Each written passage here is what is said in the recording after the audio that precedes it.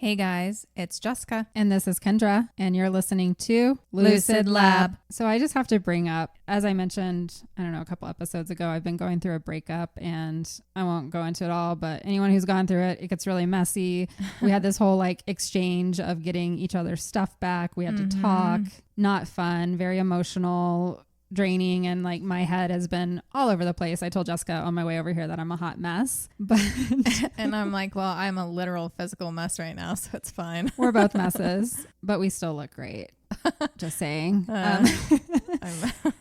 Anyways, I was on TikTok this morning, and it feels like a lot of people are going through it right now, or maybe I'm just getting targeted because I've been talking about going through a breakup and TikTok listens to everything. But the tarot card thing that we had in our lab reports a couple weeks ago, and it coming true, I'm not kidding. The tarot people are just coming out of the woodwork for me and telling me so much that is spot on to what's happened to me in the last week with my ex-boyfriend, talking about them coming back and you're going to wonder if you should renew that connection, but you should not. And then after we had our talk this morning, there's one talking about you had a talk with this person and you thought this and this, and it was just too much. Too much. But they did end that one with saying that financial stability was on its way for me and that I had been worried about that. Good. So I'm hoping that's true. Well, they do say that in order to have something come in, you have to let go of things that are no longer good for you. And so maybe that was your test. And that was actually one of the things that I saw this morning. They're like, there's something you needed to let go of that has been blocking. And now that you've let go of that, you can't ever take it back. That was one of the things. And then your life is going to open up and financial stability and all of these things. And I'm like, oh my God, are you in my head? See, the issue is I hear stuff like that all the time. I'm like, oh, well, I let that go. And then they're not as specific because it's usually not a person for me or anything. And I'm like, well, I thought I let that go. And they're like, no, you didn't. And I'm like, damn it. Was it this thing? You need to tell me exactly because I have a lot of things to let go I of. regret a lot of things. I have a lot of bad habits. Which one is it? Which bad habit? I could be a completely different person if I just was more consistent on personal goals. It's rough. I mean, it is hard. Just you coming here and my daughter, you were saying, wow, you have 24/7 stimulation. Yes. And I'm like, yeah, I do. It never ends. It's a lot. And I have moments where I'm like, your brain is freeze. Cannot take in anymore. I finished work and then I knew you were coming and I just sat on the couch and I'm like, I know there's 20 million things to do right now, but I don't know what to do. Time. Well, I felt that way too. I've been stuck because of the emotions. Anyone who's gone through a breakup, it consumes you. It does. And when you're that emotional, it's you really can't focus on anything else. And I feel like I've gotten nothing done this week. Now processing it. I have been talking to Jessica and some of my other friends. I'm very fortunate to have sounding boards because if I didn't have my friends, God knows what decisions I would have made. You wouldn't be in the country anymore for one. Yeah. And I would probably not be happy and healing and working on myself, manifesting and journaling. I'm doing all of it right now. Hopefully something works out. I'm jealous of the journaling. I don't even have that time. You don't have time because your daughter's just in your ear constantly because she's just at that age. I know. It's just there's not enough hours in the day. There really isn't. We did have one fun thing this past week and I had a housewarming party. Yes. I can't say I remember much of it because there were 35 people here. Yeah, you had a good turnout. And I was just in every direction every second of the day. There was one funny part when I came upstairs and all the children were climbing the walls, literally. There were 10 children all the way up to my ceiling because one of the hallways is compact enough where they could do the climbing with their arms and legs. And I was like, oh my God. And then one brother pushed this little girl and she fell 5 feet, the smallest girl out of everybody at my house. I was like, are you okay? And she's like, I'm fine. He's like, she's my sister. I can do that. I'm like, she fell 5 feet. No one else is allowed to do this. Every time I walk through that hallway, I'm like, God, I need to clean those scuff marks off my walls. Yeah. That's so great. I guess that's why, if you have a lot of kids, there's always scuffs all over the walls. I never had that because my kids were pretty calm and I didn't have a lot of other kids over at the house, but you put that many together and they oh my gosh, they start scheming. Was pure chaos. Yeah, they were all over the place. Everyone had fun. And like I said, it just went by so fast. I don't remember much of it. You know, that's the downside of being a host for some parties. And my daughter's birthday is coming up, so I'm about to host another one in like 3 weeks. And I'm like, this is crazy. But you have your house all looking pretty now and put together. So yeah. Huge accomplishment. My daughter is a hurricane on her own though. So it won't stay long. No, I mean, and now it's bigger. It's just more to clean. So it's kind of stressful. I feel you there. That's the one good thing about having a smaller space. It's easier to keep clean. Yeah, it is. Larger space, it's just easier to be like, oh, I'll get that later. And then it piles up in each room. If you randomly take something to one room and it's not one of your normal 3 rooms, you literally have no idea where it is. Like somehow you were here a few days ago. I lost my flip-flops and I'm like, where could they possibly be? I mean, I have more flip-flops, but they're the flip-flop pair, you know, the ones you like the most. And I can't find them literally anywhere. I have no idea where they are. And it's driving me nuts. So the thing that I set down all the time are either my AirPods or my phone. Yes, the phone. And I will set them in random places like on the washing machine while I'm cleaning out the cat litter. And then I'll be ready to leave. I'm like, where's my phone? Usually when I'm on a call walking around doing chores, like I'm talking to someone who's driving and so they can't use their hands, but I'm somewhere in my house and we're trying to say goodbye and I'm like, how do I hang up? Because they'll be like, you hang up. I'm like, I can't. I don't know where my phone is. is. Yes, I've had that happen as well. It's very awkward. Well, it's been fun, but now we need to talk about something that I don't even know what you're going to talk about. Yeah, so today we're heading back to true crime.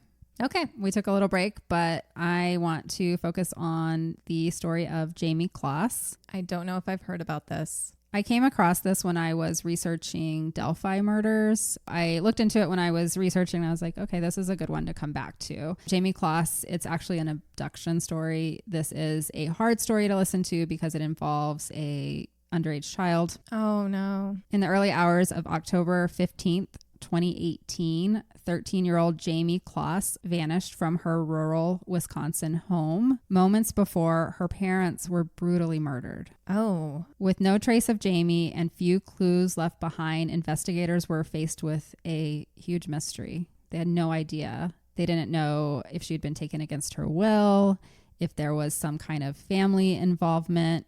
Maybe she was involved. You never know with like kids can hurt their parents. That's where my mind went first because there was a recent case just on TikTok actually that they found out that it was the young daughter who did it and everybody had been waiting for like 6 months. Yeah. They didn't know if she was still alive and they had no idea who would have committed such a horrific crime. This was a small community. We'll talk about it. Barron, Wisconsin is just a really close knit, similar to the Delphi murders and that town in Indiana. Same thing with Barron, Wisconsin. Okay. For 88 agonizing days, the small town of Barron was gripped by fear and uncertainty. They didn't know what happened to Jayme. But then in January of 2019, Jayme did something no one expected. She escaped. She got away from her abductor. Oh my goodness. It's a tragic story, but it's also got good parts to it because she is going to just be another face like many of the other girls that have been abducted over the years and survived, of courage and determination to survive. Wow. So today I want to retrace the events of that night, the massive search that followed, and the incredible moment when Jayme was able to run to safety. Okay. So first of all, I want to talk about the Closs family. Not much is really known about James and Denise. I tried digging up everything I could about their early lives and how they came to be married, but I wasn't able to find much. But what we do know is that James Closs was 56 years old and Denise Closs was 46 years old, and they were the loving parents of Jayme.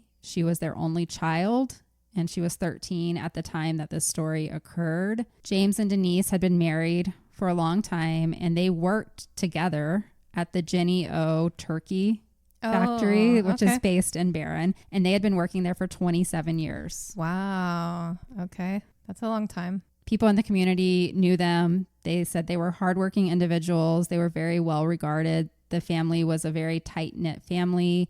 They had their grandparents nearby. So it's just, you know, one of those Americana type towns where everybody knows everybody. I watched several documentaries about this, and all of the neighbors and community members were just talking about how much James and Denise adored their only daughter, and everything they did was for her benefit and making sure that she had a great childhood. Jayme Lynn Closs was born on July 13th, 2005 in Barron, Wisconsin. Jayme was known for her quiet and sweet demeanor and her love for dance and sports. She was an avid cross-country lover and was described as just a sweet, loyal friend for everyone who knew her. And she is, like, you'll see a lot of interviews with her now after it's happened. She's very just kind of reserved, introverted. You can tell she doesn't want to be in the spotlight, but she's got really good manners. She's just, you know, well-raised girl. Her family was known, like I said, for their close bond, and she was often seen visiting her mom and dad at work. So everybody knew her. She'd come up and visit them. And then they were really close to the grandparents in town as well. She was a student at Riverview Middle School in 2018 when this happened. A lot of people also said that Jayme and her mother, Denise, were very close. They were inseparable, and they liked to go looking for antiques to bring to their grandfather specifically because he liked that kind of stuff, and that was how they would spend their weekends together. It's fun.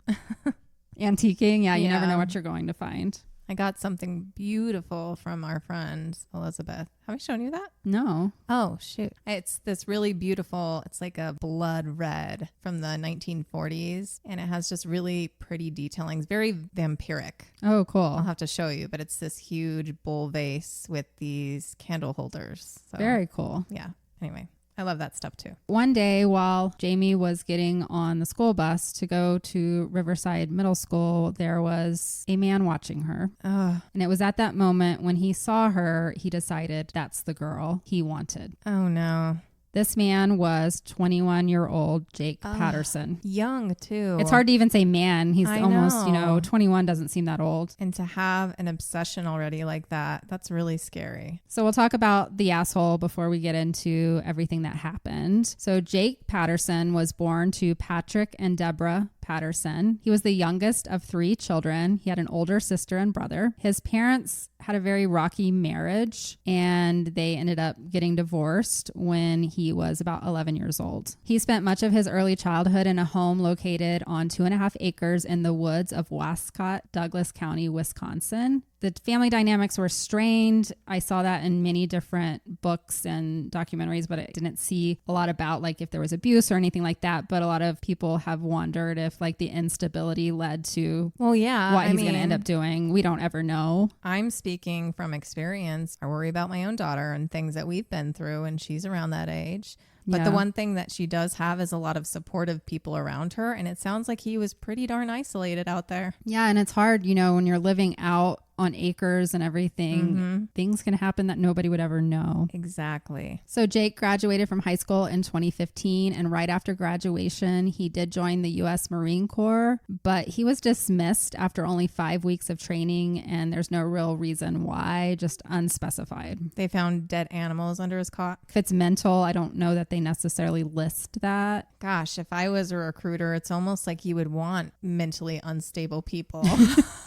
I don't know. So they'll stay and they'll shoot and kill people? Yeah. Yeah, but then you never know when they push back and decide to do it to you. Yeah, kill their superiors, I guess. I don't know. And then things kind of went downhill after his dismissal from the Marines. Jake moved out and lived alone in a remote cabin in Gordon, Wisconsin, which he's just becoming the Unabomber. He would hold various odd jobs, but he would never be able to maintain long-term employment at any one place. So that tells you that there's something going on, probably. It's not exactly the same, but there's a lot of weird mirroring factors here with Sierra's story. You're right. There is. And that was small town too. Yep.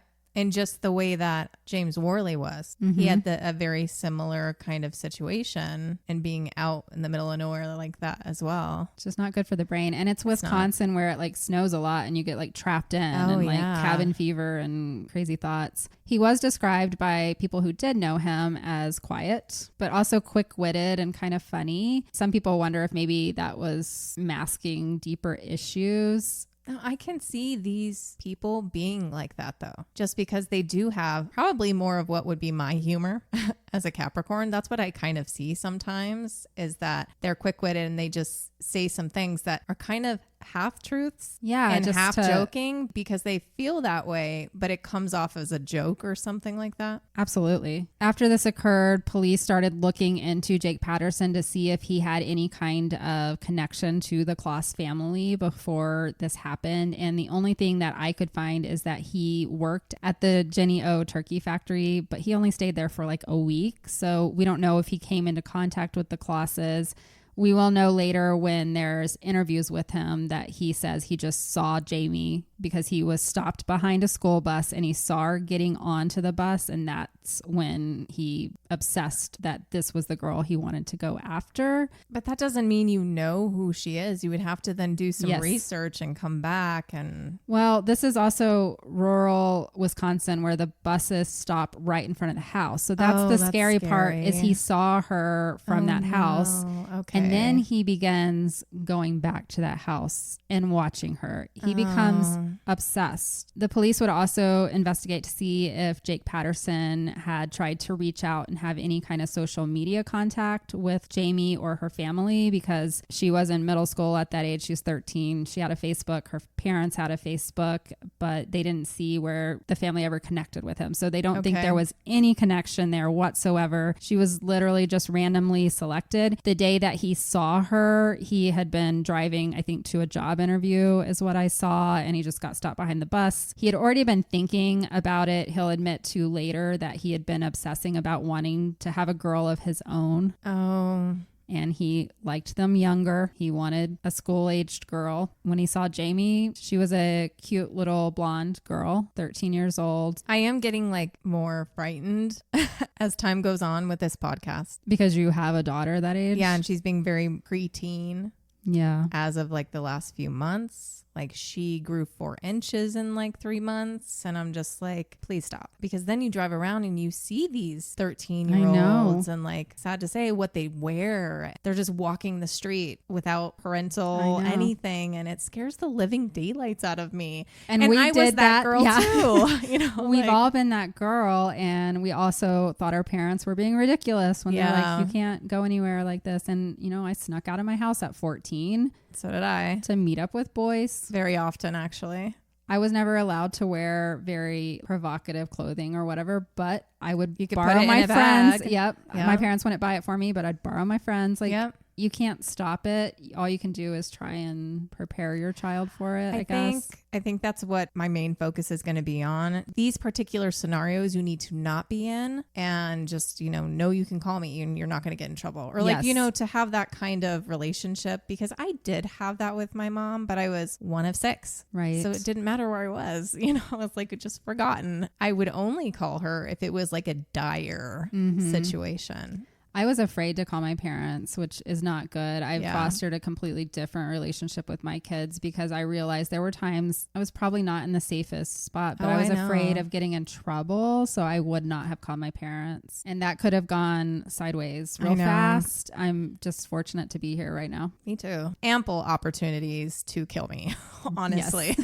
Jake Patterson's family were obviously shocked when it came out that Jake was the perpetrator in this abduction story. His grandfather said something went terribly wrong and there were never any clues that he was going to do something like that. And he just came out at the time and said, we're absolutely heartbroken because this was a sweet boy that we, you know, grew up around our whole lives. I do always feel for the families of the perpetrators because I have children of my own. I mean, my oldest is 23. And if like I found out, they're not all bad. Yeah. I mean, yes, there are some stories where like they were fucked up.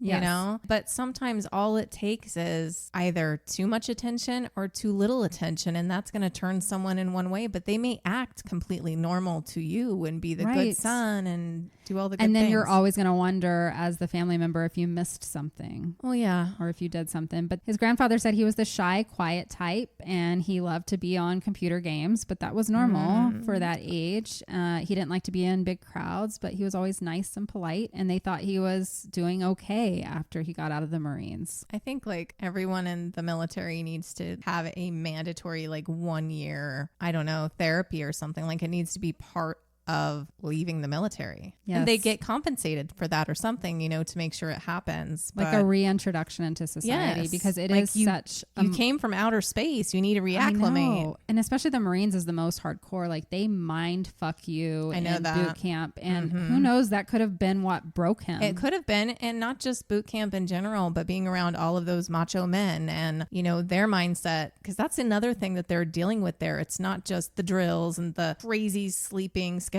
and eating schedules and all of that. It's also everyone around you. There has to be something that they can come back to humanize them. It's like again. leaving prison, you know, got to do something. And that's why there's so many veterans that have mental health problems. And otherwise, you're just releasing killing machines back into the wild. And every time we turn around, they're just cutting more shit for our veterans. So it's horrible. It is. So this all leads up to the night of October 15th, 2018. It began like any other. The Closs family had been to a birthday party at a friend's house earlier that evening. They came home. They spent the night as any other night, watching some TV and then going to bed. We would assume probably around like 10 o'clock at night. At 12:53 a.m., their lives were brutally interrupted. Jake Patterson was dressed in all black with a ski mask and carrying a shotgun. He pulled into their driveway. We will find out later that he had attempted to pull this abduction off 3 times before and had backed out because the circumstances wasn't exactly like he wanted. Oh, wow. But this night specifically, he said he was going there and he was leaving with Jayme or he was going to kill himself. That was the only option. So he was determined to leave there with Jayme. So he approached the front door and began knocking on it loudly, and he pretended to be a policeman. With and he said, masked... like, police, let me in, that kind of thing. And so James stumbles down to the door and he got like a flashlight out to look and see. And when he did that, he said, I need to see your badge before I'll open this door. Good. Jake began yelling, open the fucking door. And then he just fired the shotgun through the door, and it right away fatally shot and killed James. That is one of my nightmares because shotguns, there's nothing you can't hide from them. That's why, like, I've thought about this scenario a million times. Like, if someone's banging on the door, I wouldn't go to the door. No, you start calling 911 right away. I would, yeah. I won't even go near it because of that exact scenario. Like, they can shoot through the fucking door. They know where you are. That's so scary. Poor dad. As soon as the knocking had begun, Denise was wide awake and she had run into the room with Jayme, and then they heard the shotgun. Oh. And at that moment, she grabbed Jayme and they ran into the bathroom to hide, and they got into the bathtub to try and hide the best that you can, and they pulled the shower curtain shut, and Denise got on her phone and called 911. Oh my God. I just got chills because I listened to the 911 call. I'm not going to play it on here. Mm-hmm. It was inaudible. Basically, as soon as the operator, and there's interviews on documentaries with this operator because they are so traumatized by what they hear. As soon as she picked up the phone, all she could hear was yelling and a scream, a woman who was obviously scared out of her mind, and then they heard shots. Okay. Now, the Closs home was in a very fortunate position for a 911 call. They were only 4 minutes away from the local police station. Wow. Yeah, especially out there. And as soon as the operator heard the screaming, she got right on it, and deputies arrived to the Closs home within 4 minutes. Wow. But it was too late. Oh, no. Jake was already gone with oh my God. Jayme. We'll find out later that Jake literally shot Denise in the face with the shotgun while she was holding Jayme. Oh my God. Jayme watched this. She felt it on her. God. I don't know how you ever recover from that. She's 13. Oh my God. That's a lot. He then bound Jayme's wrists and ankles with duct tape. He dragged her outside and placed her in the trunk of his car. It was very cold out that night. We're in October in Wisconsin. She was not dressed. She was in her bedclothes. So she recalls just being freezing in the back of this trunk, obviously traumatized and scared, but also just very, very cold. And as they were driving away, she hears the police sirens coming. In fact, Jake Patterson would pull over to let the policemen go by.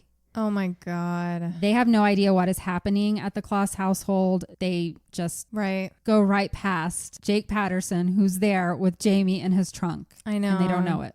And how could they? They wouldn't know. They don't know anything. Of course not. They're just trying to get to the house to see what just happened. Right. I'm always staring at people's taillights. Right. To look for something that's popped out or something sticking out. I've seen enough movies. There could be someone in the trunk. There could be. I mean, how many, you got to think about it statistically. How many people have we driven by that either are one, a murderer, have someone physically in that car that is dead, or have just abducted somebody? I don't even want to think about it. But sadly, it's scary because statistics. it is probably more likely than we would like to know. The officers would arrive to the home and find this brutal scene. The body of James, who once again was 56 years old, laying right in the front hallway. And then they would go upstairs and find Denise in the bathtub. And both of them shotguns. They just completely destroy, especially right in the face. So fucked up. And then they would find the family dog. Oh no. He was still alive, but obviously traumatized. He was trembling in fear and hiding behind the washer and dryer in the basement. That poor puppy. Once again, this is a small community. Everybody knows everyone. They know the Closses have a daughter and they can't find her. Right. Meanwhile, Jake Patterson is driving with Jayme in his trunk, freezing to death, to his cabin in the middle of nowhere, 70 miles away. Once there, he brought Jayme into the cabin. He would admit later that he had planned to have some kind of sexual encounter with Jayme, but he couldn't perform. He couldn't get it up. I don't know how else to say it, because he was feeling guilty about murdering her parents. Okay. That will work in her favor because she will be there almost 3 months and he will not sexually assault her. Wow. So I'm very, very thankful for that for Jayme, but she's still fucking traumatized. Of course. But what he did do to her is when she got there, he told her to take off her clothes and he sat there and watched her undress. So she did have the creeper vibes, and anytime she showered or went to the bathroom, he would just watch her. Oh. So it was creepy, but fortunately he never touched her. Okay. Probably because he didn't feel worthy. Maybe. There's all kinds of levels to this psychosis stuff, and I think he didn't feel worthy of her. He will say it was because he felt guilty for killing her parents, but who knows? Yeah. Well, but I don't. He made her wear his clothing, and he would make her sleep with him every night in his twin-sized bed. Oh, gross. Did he cuddle her then? Yes. Okay. So she was just like, that's assault doll. in a way. Yeah. In my mind, like I can only imagine, like I'm sitting here thinking about having to oh my God, deal with a man breathing on you that you don't want anywhere near you. Jayme quickly learned that he was easily triggered and would get angry over small things. And so she just cooperated with him because she was afraid that he would harm her. See, it's stuff like that that drives me wild, that a family didn't see any signs. If he's easily triggered, then he would have been easily triggered by other things just in normal life as well, you would think. I would think. And if they didn't see any of that behavior, then was he just really good and he was just trying to be his complete self with her or something? Like, I don't understand. I don't know this. The thing with Jake is that he had meticulously planned his abduction of Jayme. He had gone as far as shaving his head to prevent any DNA being left behind at the scene. But what he didn't ever think about is how he would actually hold Jayme once she got to the cabin. The problem is that Jake would have his father or the few friends he had come to the house. And when they would show up, he would force Jayme to hide beneath his twin-sized bed. And he would barricade the openings with storage totes that were weighed down by barbells so she couldn't push her way out. She was also afraid to make any noise because he had already been traumatizing her. She knew he killed her parents and worried he would do the same to her. Right. So she didn't try to escape. And also, you wouldn't know, like, if you're with this abductor, who's I would assume, like, his father and his friends might be just as fucked up. Especially if he's going to just let them in the house. So risk her screaming. Mm-hmm. That's scary. He would make her play board games with him during the day. That's scary. Would he let her win or get real mad? He would have the anger issues, and she would say that he would hit her with a window blind cleaner. I'm not real sure what that is. I guess it's one of those big duster things. Yeah. There was one story that he left the house to go visit family, and he would leave her under the bed if he left the house as well, kind of trapped in there, and she would have no food, no water, or an access to a bathroom. She was under there sometimes for 12 hours at a time. Oh my God. She said they would spend a lot of their time watching television, playing board games. He asked her to cook with him. He just wanted to pretend like she was his little girlfriend. And sometimes he would even let her go outside and take walks on the property. But he would always threaten her that bad things would happen if she ever tried to escape or make noise. On one occasion, Jayme said that she accidentally moved and one of the bins was out of place when he came back, and he threatened to hurt her if he ever saw something like that again. He did get physically abusive with her one time, hitting her very hard on the back with a curtain rod. Oh. Some of those can be pretty heavy. So a big metal pole in the back. Mm-hmm. But Jake got sloppy, and he thought that she him. Was afraid, or that she was falling in love with him. I don't know what was going on in his delusional head. And so he did start trusting her more, and she noticed things because Jayme was a smart girl, and she realized that he never really put any special locks on doors. Okay. And so she began plotting. Good. And we'll talk about how she gets away in a minute, but I want to now jump to what's going on with the police investigation, and they're trying to figure out where Jayme is for these 88 days. Okay. So the authorities showed up within 4 minutes, and they realized quickly that Jayme was not there, and an Amber Alert was sent out right away. The cops were on it in this case. Well, they have to be because there is an actual murder that they're looking at. An initial search of the house brought up very little clues. There wasn't any DNA. There were no shoe prints or fingerprint evidence found. So Jake, like I said, did meticulously plan how he was going to get away with abducting her. The gun used in the murders of James and Denise was not located at the scene, but police did find Denise's cell phone in the doorway of the hallway bathroom. A specially trained search dog was brought in to try and locate any other electronic devices in the home, but they were unable to find any. But what was found allowed investigators to deduce the missing girl had not been involved in her parents' murders and had most likely been abducted by whoever had come in and committed them. The evidence found also led them to feel that Jayme was in immediate danger. So it wasn't like a boyfriend or, some of the things. Yeah. I guess the cops have to think about all angles. Well, and you said that they do know them. So maybe they knew who Jayme was, really. Right. They knew that she was. I mean, if you see a picture of Jayme, she's just a cute little innocent girl. Yeah, she looks like just kind of a homebody, like artsy or something like that. Yeah, she wasn't a girl that was out trying to act older than her age and getting in trouble. She didn't look like that anyway. No. In the pictures. Neighbors were interviewed as the investigation progressed, and it was learned that 2 gunshots had been heard shortly before the 911 call was made from Denise's cell phone. However, as there are always hunters in this area, it's Wisconsin, they assumed the gunshot wasn't the result of a crime or anything. Even at like almost 1 a.m.? Yeah, this one's weird to me, but nobody else called 911. They heard 2 gunshots and they're just assuming hunters. I don't know Wisconsin very well. And what I understand with this is that I think the houses are pretty spread out and they're in the woods. Yeah. So just from pictures I've seen on the documentaries. So I'm assuming, maybe they think just wild boys. Or somebody shooting at an animal in the middle of the night. Yeah. Yeah. I guess if there's like a coyote in your backyard or something. Maybe. So. Yeah. I mean, if you do have livestock and that's what you do is you shoot, get it away. You hear a gunshot in the middle of the night. Maybe they hear that somewhat often. I don't know. I guess. I don't know. I don't know. You Wisconsin people tell us. Right. So all the details were put out and they were looking for leads. And one of the first leads that came into investigators revolved around a possible sighting of Jayme Closs in Miami, Florida. A witness called in to say they'd seen a girl matching Jayme's description at a gas station. Random Florida. Yep. I mean, if you see a picture of this guy, you do not imagine him in Florida.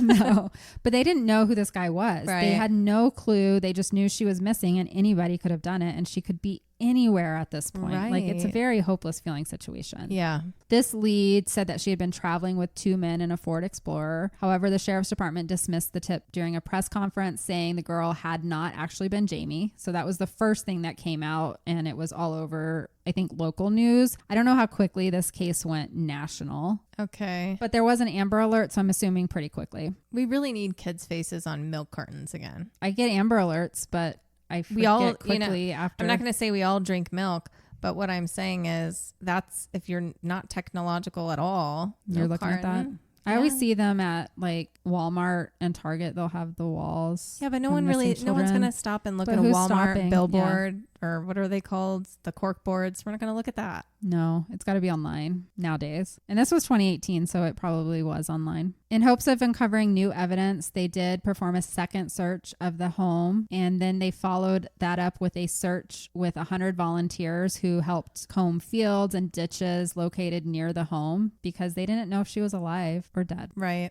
They had drones and infrared equipment, but nothing was discovered. To help spread the word of Jayme's disappearance, her case was featured on digital billboards across the United States. The FBI also issued a reward of $25,000, and the amount was later increased to $50,000 for information leading to her safe return. Upon interviewing witnesses and reviewing surveillance footage, investigators announced they were looking for information surrounding 2 vehicles that were seen near the Closs house the night of the murders. The first was described as being either a 2004 to 2010 black Acura MDX or a 2006 to 2010 black Ford Edge, while the second was a 2008 to 2015 red or orange Dodge Challenger. It's interesting that these were the cars that were put out there for surveillance because the vehicle that Jake actually abducted Jayme in was an old Ford Taurus, and it was red. So maybe the Dodge Challenger looked like they said red, so I mean, it's hard. You don't see those around very much anymore. No. It was also deer hunting season, and so investigators put out bulletins to let hunters know to report if they found anything suspicious when they were out in the woods. Right. They also asked neighbors to walk their properties because this is an area where people had acres of property. Right. And call in if they found any potential evidence. And sadly, out there from the few cases we have covered, that's how people are found. It is true. Someone walking through their own property, usually. At one point, they had 2,000 volunteers combing the whole Barron, Wisconsin area. That's almost as many people, or it may have read that it was more than the people who lived in the town. Neighboring towns. But this became such a big thing for all of Wisconsin that people were coming from near and far to help because it's a 13-year-old girl. Yeah. And we want to find her whether she's alive or dead. They kept having tips coming in, but nothing was leading anywhere. They were working on 2 theories at the time. One was that Jayme was the victim of an abduction and that she was still alive and that she would be found, but they had no real idea where to even start. And then there was another theory that Jayme had some involvement in her parents' murder and had gone missing willingly. So they based this theory on the belief that she had a secret boyfriend. However, there was never any evidence to support this theory, but it's the two things that they were working off of. I know. They did already look at her social, but you never know.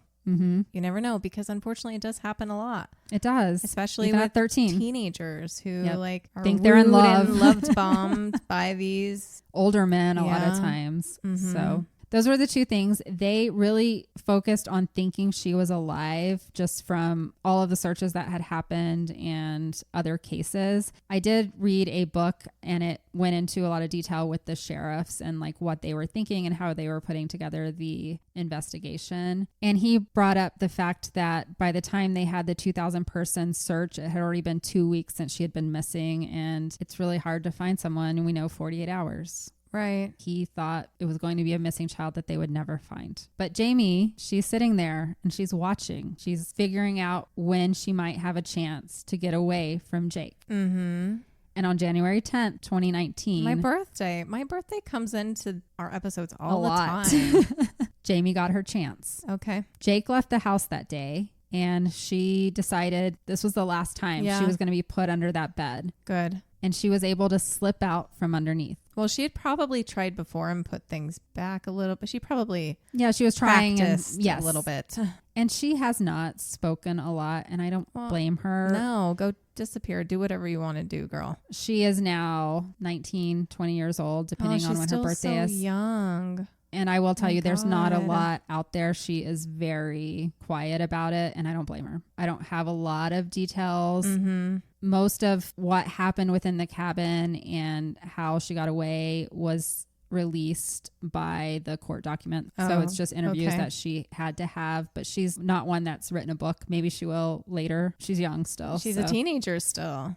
And the poor girl had to deal with not only being abducted, you know, most kids, once they're abducted, if they escape, they have their parents to go back to. Oh my God, and the whole time she's literally grieving. And she's an only child and so close, and like, it's just so fucking tragic. The way her mother was murdered in front of her. I can't even imagine. So much. That day, Jake had told Jayme he was going to be gone for a couple hours. And so that's the other reason she's like, this is my chance. Usually when he would leave the house, he would not tell her. Like, she wouldn't know if he was gone for 20 minutes or 12 hours. So it was a risk, right? But because he had told her 2 hours, she was like, this is my chance. As soon as he left, she began pushing the objects around the bed and out of the way. They were very heavy. They were full of barbells, but this girl was determined. Yeah. She was dressed in a light shirt, like kind of long sleeve, just regular men's shirt. She had a pair of leggings on, and the only thing she could find was a pair of Jake's shoes. She put them on and she got out of the house,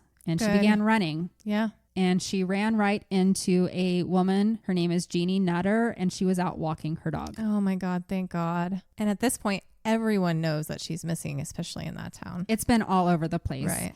It's around 4 p.m. this day. Jeannie is approached by Jayme. She knows immediately something is off because it is frigid outside. There's layers of ice on the road, and the girl was barely dressed. She didn't have a coat on, anything. And she's running. No one's running. And this to me is the universe. Jeannie is actually a retired trauma counselor. Oh, wow. For all the people to have run to, she knew how to handle the situation. Yeah. And Jayme told her, I'm lost. I don't know where I am. I need help. My name is Jayme Closs. Jeannie was stunned. She immediately knew Jayme had been missing. It had been everywhere. And she looked at her and recognized her from all the pictures. And so she rushed her quickly because she didn't know. Right. And there's interviews with her on the documentary, and she just went into mama mode. Like, I got to help this girl. But she didn't know if there was someone chasing her. Right. And if she was going to be involved in something. Mm-hmm. She was too far away from her own house because she was out walking her dogs. And so they ran to the nearest house and began pounding on the door. And she was just saying, I need help. Call 911. I have Jayme Closs. Wow. It was the Kasinkas household. It was a family with children. And the wife, she answered the door and let Jeannie and Jayme in and then closed it quickly behind her. And I saw an interview with her as well. And she was very scared. I would be too. She knows she wants to help this girl, but she's got young children at home. Yep. It's her husband, I think, was there as well. But like, they didn't know if this person, wherever she came from, was chasing her and would show up at their house. So they called 911, and you can also hear this 911 call, I believe, as well. And they're just like desperate. They're like, get here as quick as possible. Get here as quick as possible. We have Jayme, but we don't know what's going to happen right now. We don't know where she came from. We don't know anything. We don't know if there's people hunting for her right now that might have guns. So I can really see how scary that would be for a family. You're wanting to help this little girl, but you don't know. Yeah. I mean, you and I have had this discussion about not even opening the door. We just talked about it. If someone's banging on the door, you know, it's in the middle of the day. It's 4 o'clock. It's clearly this missing girl, but yeah, it's like, what do you do? Isn't that how The Strangers started? It was the middle of the day and it was a girl. I know. Point is you don't know. After the police were called, Jayme began telling Jeannie and the Kasinkas family that she had been taken by a man named Jake Patterson. He was the one that killed her parents, and he had been keeping her prisoner just a few houses away from her current location. And then to find that out would drive me crazy. That mom. Yeah. That she was only a few houses away this entire time. 3 months. This girl's been there almost 3 months. The neighbors described Jayme as surprisingly calm. Well, yeah, because she had alone time to figure this out. And 3 months is a long time when you are isolated. Yes. In one place with no time to yourself and or only time to yourself, but it's just one other person. Of course, she's going to find a level-headed place to be. And they said they could tell that she was very dazed. The police did arrive within 30 minutes, and they quickly removed Jayme from the area for her own safety because they didn't know where he was. And as soon as Jayme gave them the description for Jake Patterson, they were able to look up his address and know exactly which cabin to go to. And she also told them what his car looked like. As they were out on the way to his house, they would see him driving his car because Jake had come home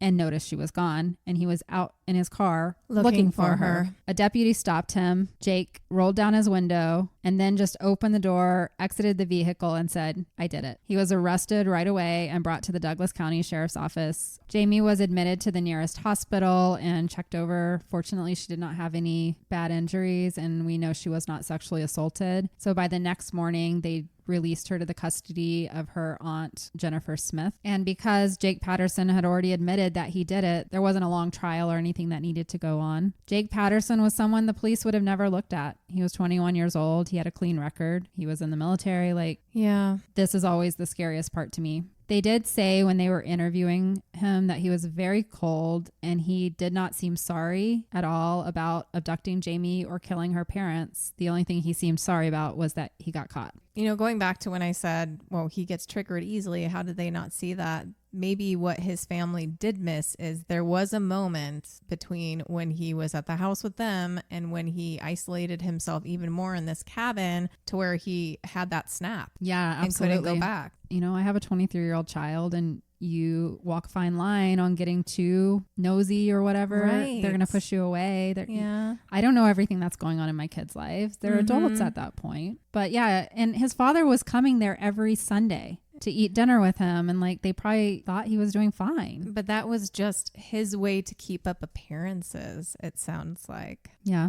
So 4 days after Jayme was found, it was January 14th now, Jake would appear in a Barron County courthouse to be charged with 2 counts of first-degree intentional homicide, 1 count of kidnapping, and 1 count of armed burglary. I don't know what he stole from the house. Jayme, I guess. I don't know. I think they're just throwing everything they could. Everything that they could. The court judge set his bail at $5 million.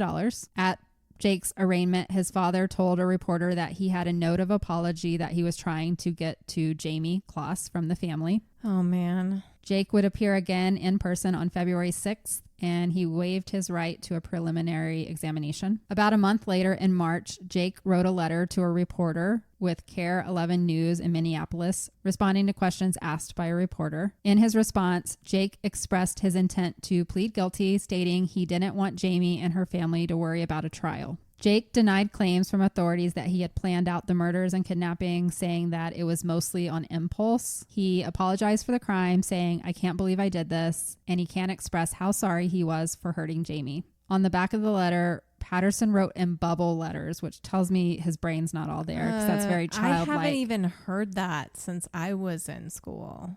He wrote in bubble Wild. letters, "I'm sorry, Jayme, for everything. I know it doesn't mean much." So that just tells you, Whoa. he thought they were boyfriend, girlfriend in his fucked up mind. And maybe his mind had never progressed beyond 13 Bubble years letters, old. So he thought maybe. That's why he wanted to abduct a 13-year-old, because he thought that was where he was still. Wow. On March 27th, Jake appeared in court again in person. He agreed to plead guilty to the 2 counts of first-degree intentional homicide and the kidnapping charge, but they did drop armed burglary. I guess it didn't really matter at that point. Douglas County decided not to pursue charges for any potential crimes committed at Jake's home, as they did not want to have to bring Jayme in for questioning and believe that they had sufficient enough charges and evidence to pursue a life sentence without needing to traumatize the poor girl again. Yes, that's smart. I'm glad they did that. He was sentenced to life in prison without the eligibility for parole. As he was leaving the courtroom, he shouted to the courtroom camera, "Bye, Jayme." Ew. Gross. At his sentencing, several members of Jayme's family gave victim impact statements. Jayme did not attend in person. Why would she? She never wanted to see that guy again. Mm-hmm. But she did have a statement that her family read. And in that statement, Jayme said her parents and her home were the most important things in her life, and that Jake Patterson took them away from her in a way that will always leave her with a horrifying memory. Oh, that poor girl. She described how everyday activities such as going out in public were difficult now. She had no sense of safety. But she also stated that there are things that Jake Patterson could never take from her. She said that Jake thought that he could own her, but he was wrong. She asked the judge to lock him up forever. Good. On June 20th, after he had been sentenced and put away with no parole for life, he was also registered officially as a sex offender. Yeah, he might not have touched her, but his intention was, and she was a child. Yeah, and he would have touched her eventually. Yeah, he would have gotten course. over that guilt. Yeah. Like if she had been there for another however long, if she had not gotten away, he would have done things to her. Yes. For sure. Yes. In July, he was transferred from the Dodge Correctional Institution to an out-of-state prison in New Mexico. My hometown, where all the criminals live. And in August of 2019, he actually got into a fight with another inmate because other inmates don't like child abductors or abusers or killers. We know this. Was he fatally hurt? No, he's still alive. Oh. But he'll be in jail forever. In December, the Wisconsin Department of Justice did release all of the investigative files on Jayme Closs's case, but several portions of the files are redacted out of respect for her privacy, including her interview after her escape. So there are not a lot of specific details out there. So there might have been more that happened in that cabin if they registered him as a sex offender. I think just the fact of him watching her every time she dressed or used the bathroom, he may have exposed himself to her. We don't know. Yeah. But they don't go into any of those details. No, because she was 13 no reason. when he was sentenced, if it ever comes out. But there's good reason to keep everything a closed book right now. After her escape, Jayme went to live with her aunt and was reunited with her beloved dog, Molly, who did survive. Despite her traumatic experience, she was able to eventually find joy in life again, throwing herself back into her favorite school activities, cross country, and dancing. On the 1-year anniversary of her abduction, Jayme's attorney made a statement that she was moving forward courageously and reclaiming her life. Her incredible spirit and strength continues to inspire everyone around her. She would also receive the Hometown Hero Award from the state of Wisconsin, and I did see a video of that. She did not speak. She doesn't speak a lot, and I don't blame her, but she did go up there and accept the award, and everyone cheered for her. On April 27th of 2019, there was a documentary titled Smart Justice, the Jayme Closs Case, and it premiered on the Lifetime Network. The documentary is hosted by Elizabeth Smart, which we know is another high-profile kidnapping survivor, and she's now a big advocate for missing and exploited children. And joining her in the documentary are other high-profile kidnapping survivors, including Gina De Jesus, which we talked about from Ariel Castro. And they just discussed her case and offered their own perspectives on healing and recovery after such a traumatic experience. And that is my whole story today of the Jayme Closs abduction. It is a tragic, tragic story for needless reasons that we never understand. This, I say boy, because he's only 21 years old and I think mentally a boy. Yeah. Saw a girl and decided she's going to be mine and murdered her parents to get her. So senseless. He obviously was just not right in the head. I don't know if you said this before, but he just wasn't getting the attention that he wanted from probably anyone. Yeah, if you look at his picture, he's probably not one that was easily able to date. Maybe he thought he could only get a little girl to submit to him. It's the whole thing about men know the younger they are, the more control that they have over them. And he was 21 and she was 13. So it's like kind of just starting sooner. Yeah. Rather than it being like a 35-year-old man going after an 18-year-old or something like that. Yeah. Because 18 would have been too close to his age. No, yeah, she would have pushed back more. Fought him. But fortunately, Jayme did fight him. And there was another quote I wanted to actually end the episode with. It's a continuation of the one I already read, where she said, "He thought he could own me, but he was wrong. I was smarter. I was brave, and he was not. He thought he could make me like him, but he was wrong." Yes, you are wrong. Girls aren't going to like you when you kill their parents and then make them hide them in a cabin and make them play chess with you. There was another interview with him, and it was done over the phone with a reporter when he was transferred to New Mexico, and he was talking about her, and he was like, yeah, we just like played games and we like cooked dinner together every night and everything we ate was homemade. And he's like talking about it like they were boyfriend and girlfriend.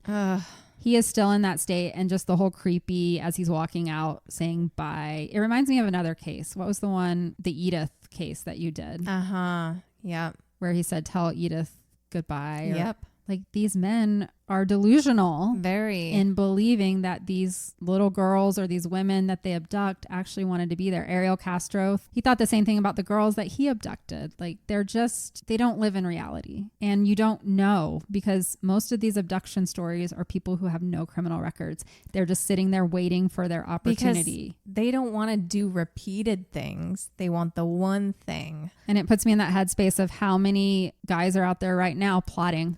How many girls right now are in someone's room And unfortunately, thousands, I think, right now, just in America. And that's really fucking scary. That's really scary. And some of them will never be found. They'll live their whole lives My heart under this. is just breaking instantaneously at the thought of how many scared children are not where they're supposed to be right now. This is why we took a break on these. They're so hard to think about. I am so glad that she's safe now, and I hope that she gets the respect and the space that she needs to continue healing, because she's still a child. Right. She may be 20 years old at this point, at the oldest. And she doesn't have her parents anymore. Yeah. And that's something that he took away that she can never get back. And you're making me think of her dog, because it's been a little bit, and dogs don't last forever either. So I hope Molly's still alive. True. But she does have a loving family. I saw this on the documentaries with her aunt and her uncle and her grandparents, and they're all there. Good. And they're raising her like their own daughter, trying to make as much normalcy as they possibly could. The documentary I saw came out a year after she had been released. So I didn't see much after that. Like I said, she's private. So there's not like interviews with her or anything at her age. She's probably just trying to cope and move on with her life the best that she can. So yeah, there's probably a lot of people protecting that as well. Like some people might still come by and they're like, no, leave. Yeah. Go and away. I would do that Yep. if I had a child who went through something like this. So Absolutely. Jayme, I hope you're healing, and Me too. we're so sorry. Telling this story maybe can help others. I think that's why you want to share these kind of horrific stories, is for us to always be aware. Like you mentioned, looking for taillights and such. Yeah. At first, just to mention it, like at first when you said that he threw her into the trunk, I thought it was in a truck. Sometimes we don't listen as intentionally as we're supposed to when we're recording. My initial thought when she heard the sirens was to kick your shoe off. Yeah. Kick it out. Maybe someone Right. would see it, and or someone would come upon that later. Yeah. Even if he starts driving. Breadcrumbs, right? And that's all we can do as women, is give each other little tidbits that you can do that hopefully will end up saving your life or Yes. helping people find you. And always fight. That's another part of this story. And it was, when I was looking for true crime, I liked this one because she got away. Her parents didn't, but she did. And it's just a reminder that your situation is never hopeless. Just, plot and figure out. Some of these abductors do way worse things. She Yep. was lucky that he felt like they had a relationship and was letting her be more free and telling her more things. And unfortunately, sometimes that's what it takes, is earning their trust, and that takes time. At Ariel Castro, it took them 11 years, but they Right. finally got out. She Yeah. waited for that moment as well. And you have to wait till they let their guard down. But it's always worth it to fight. I remember always telling my kids, and learning this when I was younger, don't let them take you from whatever location. It's better to die. No, It literally is better to let them kill you than to get in a car with them. Oh my gosh. I just saw a really scary one on TikTok. It was surveillance footage from a lady outside of where she worked. And I can't remember where, but he had robbed her inside and tried taking her. And it was all on camera, and just her screams and their struggle of him trying to get her in the car. But she was fighting him so hard. And this one lady just pulled up, and she was able to get just enough out of his grip that she ran into that lady's car. But it was just pure terror. Like I could just feel her in that moment of her like, oh my God, I cannot let him take me. I can't let him take me. So fight. It's one of my biggest fears. I know. Anyway, everyone stay safe. Yes. Thank you for this episode, Kendra. Yeah. It's never fun going back into these ones, but we will do 100 more. So 1,000. It's what our listeners like the most. And thanks to a certain statistic, we have a plethora of them to tell you. And every time we do another story, we lose more and more hope in men specifically, unfortunately. And I'm already in a weird headspace around men anyways, but I know there are some good ones out there. So we love you, male listeners that aren't abducting children. Anyways, we will be back next week with another new episode from Jessica. Yes, please leave kind, lovely 5-star reviews wherever you can. And if you have any listener stories or episode suggestions, or you just want to send us a sweet little comment, we love those. You can email us at lucidlabpodcast@gmail.com. Yes. And I know it's not like summer break everywhere around the world as far as school goes, but mine's almost over. So I'm really sad. I know it's coming up fast. It just How? adds in so much to my day. The wake up, the get to school. I still have to work. Go get her. Come back. Work more. It's so much. I am not looking forward to it at all. No, I don't have school year anymore, which I is know. kind of crazy to think about. My kids were older at this point anyway, so I didn't have that for You want to the come last take 5 her years. every other day? Just I mean, I can help when you need. I don't Alrighty. live very far anymore. Nope. Alrighty, guys. Thank you. Yeah, and in the meantime, Stay lucid. bye. Adios.